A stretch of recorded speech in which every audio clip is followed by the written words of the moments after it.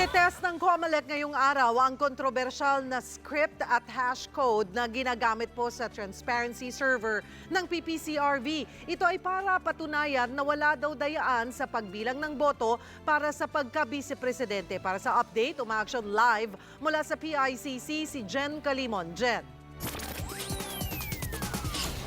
Cheryl, kagabi nga ay personal na ininspeksyon ng COMELEC yung transparency server ng PPCRV kung saan nanggagaling yung mga numerong lumalabas sa kanilang quick count.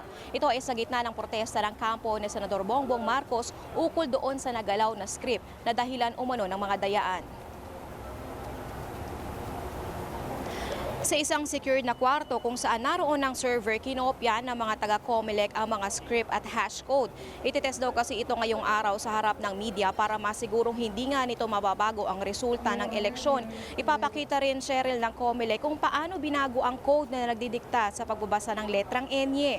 Ang script, ang computer command code na nagdidikta sa programa kung ano ang dapat gawin. Paglilinaw naman ng COMELEC, hindi maaapektuhan ang resulta ng eleksyon sa pagbabago ng letra.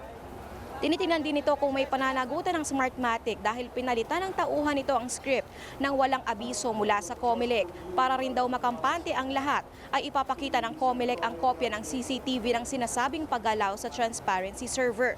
Bukas naman, Cheryl, ay nakatakdang magsagawa ng special elections ang COMELEC sa 52 clustered precincts na idineklarang may failure of elections dahil sa walang na-print o may misdelivery ng balot o dahil may banta sa seguridad. 17,600 na mga botante ang apektado nito mula sa iba't ibang lugar sa bansa tulad ng Western Samar, Lanao del Sur, Cebu, Sarangani, Marinduque at Antique. Cheryl, 91 out of 165 na certificate of canvas na yung nabibilang ng COMELEC.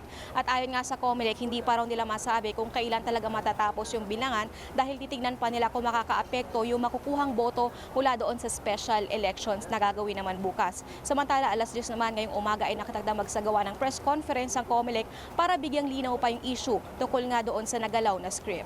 Cheryl? Maraming salamat, Jen Calimon.